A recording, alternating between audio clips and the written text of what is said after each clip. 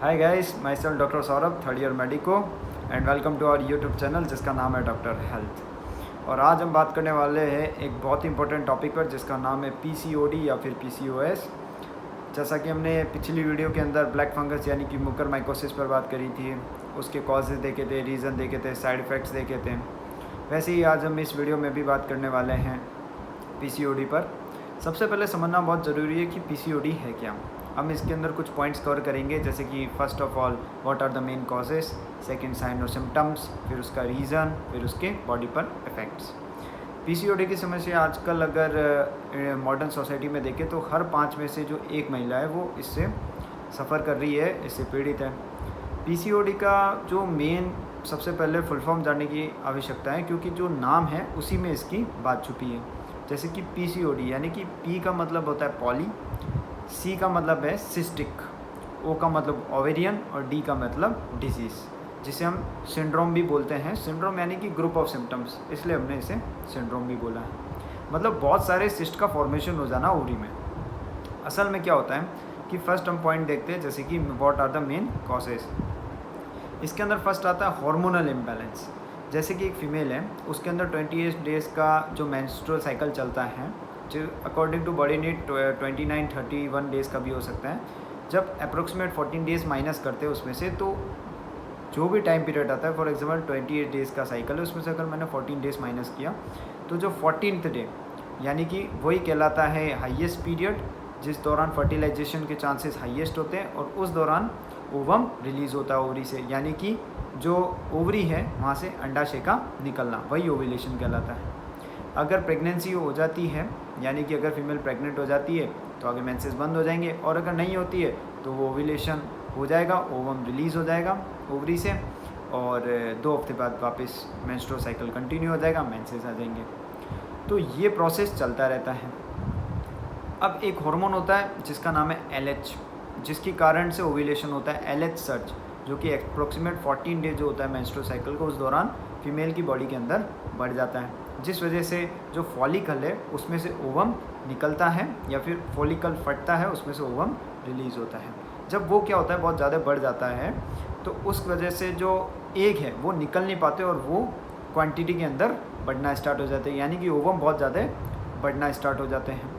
अब वो फॉलिकल के अंदर से निकल नहीं पाते हैं, तो इस वजह से उस फॉलिकल के अंदर बहुत सारे एग्स डिपॉजिट होने लग जाते हैं। जैसे ही सोनोग्राफी की अगर हम रिपोर्ट करवाते हैं तो उसके अंदर देखने को मिलता है बियर्डेड अपीयरेंस, यानी कि जैसे कि कोई फीमेल ने मोतियों की माला पहन रखी हो, ऐसे बहुत सारे स्ट्रक्चर देखने को मिलते हैं, ऐसे बहुत सारे गोल गोल गोल गोल, और उसी को हम क्या कहते हैं, सिस्ट। अब बहुत सारे एग हैं इसलिए पॉली, और जो सिस्ट लाइक स्ट्रक्चर बन जाते हैं इसलिए सिस्ट, और ओवरी की बात करें यानी कि ओवरियन डिजीज़, इस वजह से इसका नाम पीसीओडी पड़ रहा है। अब इसके अंदर पहला रीज़न देख लो, हार्मोनल इम्बैलेंस। दूसरा ये देखने को मिलता है कि ओवम की क्वालिटी डिमिनिश्ड हो जाना। अब थर्ड वन ये हो सकता है कि जो माइक्रो एनवायरनमेंट होता है, यानी कि ओवरी के अंदर, तो एक हार्मोन होता है जो पुरुषों में अधिक पाया जाता है, जिसका नाम है एंड्रोजन। अब वो एंड्रोजन हार्मोन जब फीमेल की बॉडी में ज़्यादा हो जाता है, और जो एस्ट्रोजन हार्मोन जो होता है, जो फीमेल्स के अंदर ज़्यादा पाया जाता है, जब वो कम हो जाता है और जब इनकी रेशियो के अंदर इम्बैलेंस हो जाता है, तो उस कारण से भी पीसीओडी की समस्या हो सकती है। तो पहला हमने देखा हार्मोनल इम्बैलेंस, दूसरा हमने देखा माइक्रो एनवायरनमेंट के बारे में, तीसरा हमने देखा कि ओवम की क्वालिटी डिमिनिश्ड हो जाना, और फोर्थ वन देखेंगे इंसुलिन रेजिस्टेंस। जैसे कि जो शुगर है, जो शुगर का सिस्टम होता है, जब वो इम्बैलेंस हो जाता है तो शुगर फैट के अंदर कन्वर्ट होना स्टार्ट हो जाता है, यानी कि जो वसा है, चर्बी है उसके अंदर, इस वजह से सिस्टम कोलैप्स हो जाता है और वेट बढ़ना भी स्टार्ट हो जाता है। तो ये मेन कारण थे जिसकी वजह से पीसीओडी की समस्या हो रही थी फीमेल को। अब एक और है पॉइंट जिसके ऊपर बात करते हैं हम, जो कि है साइन और सिम्टम्स। अब क्या साइन और सिम्टम देखने को मिलेंगे?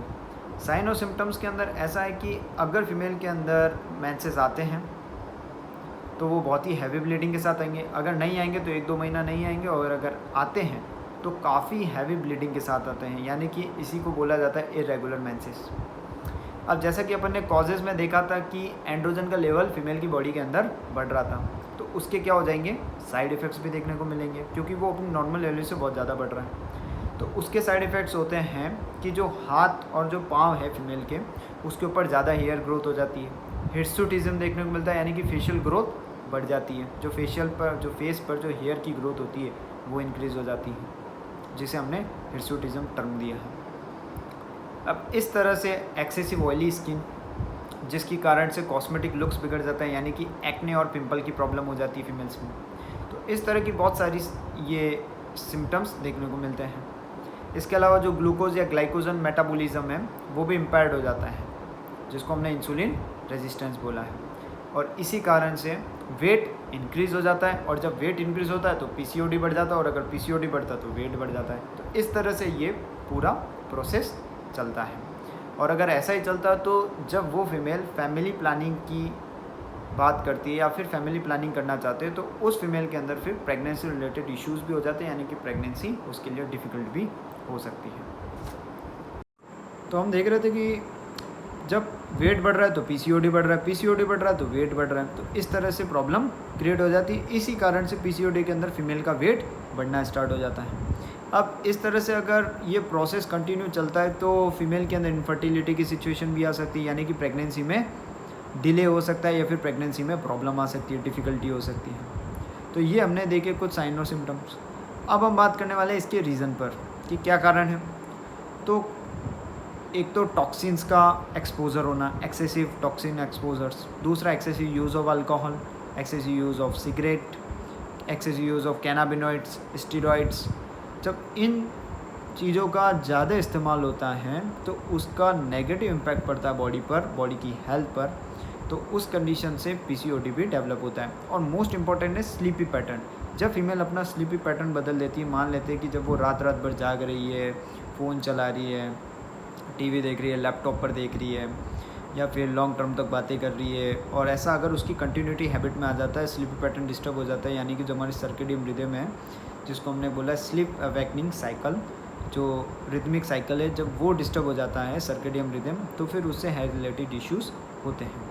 तो उससे भी पीसीओडी की प्रॉब्लम देखी जाती है। इसके अलावा हमने 2 फैक्टर्स बात किए थे, जिसको जेनेटिक फैक्टर और एनवायरमेंटल फैक्टर्स बोला था। अब इससे इफ़ेक्ट्स क्या होंगे। मान लेते हैं कि अगर पीसीओडी वाली फ़ीमेल है, जिसको एक फ़ीमेल है, कोई एक्स फीमेल है जिसको पीसीओडी की प्रॉब्लम है, तो जब वो यंग एज में होगी तो उसके अंदर मेंसेस डिस्टर्ब होंगे या फिर मेंस्ट्रुअल साइकिल डिस्टर्ब हो सकता है। दूसरा, कॉस्मेटिक लुक्स डिस्टर्ब हो सकती है क्योंकि एक्ने पिंपल की प्रॉब्लम हो जाएगी।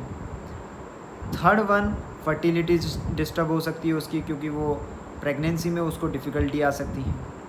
और अगर ऐसा लॉन्ग टर्म तक चलता रहा तो एंडोमेट्रियल कैंसर के भी होने के चांसेस रहते हैं। और मोस्ट इम्पॉर्टेंट ये है कि जैसे जैसे एज बढ़ता है फीमेल का, पीसीओडी वाली फीमेल का, उसके अंदर डायबिटीज़ की, टाइप 2 डायबिटीज़ मेलिटस की रिस्क भी बढ़ते जाते हैं, क्योंकि ग्लूकोज और जो ग्लाइकोजन मेटाबॉलिज्म वो पहले इम्पेयर्ड हो चुका है, इंसुलिन रेजिस्टेंस वो पहले ही हो चुकी है। तो इस कारण से फिर क्या होता है कि एज के बढ़ने के साथ डायबिटीज़ टाइप 2 मेलिटस के भी चांसेस इंक्रीज़ हो जाते हैं, और एंडोमेट्रियल कैंसर के भी चांसेस बढ़ जाते हैं, कैंसर के भी। तो ये आज हमने देखे इसके कॉजेज़ पर, जनरल कॉजेज़ पर, साइन सिम्टम्स पर, इफ़ेक्ट पर, रीज़न देखें कि पीसीओडी का असल में कारण क्या है, कैसे हो रहा है और क्यों हो रहा है। तो so guys, I hope today's video was very useful for all of us. So please इस वीडियो को लाइक करें, शेयर करें और सब्सक्राइब करें अपने यूट्यूब चैनल को, जिसका नाम है doctor health. And stay motivated, stay active and stay healthy. Thank you.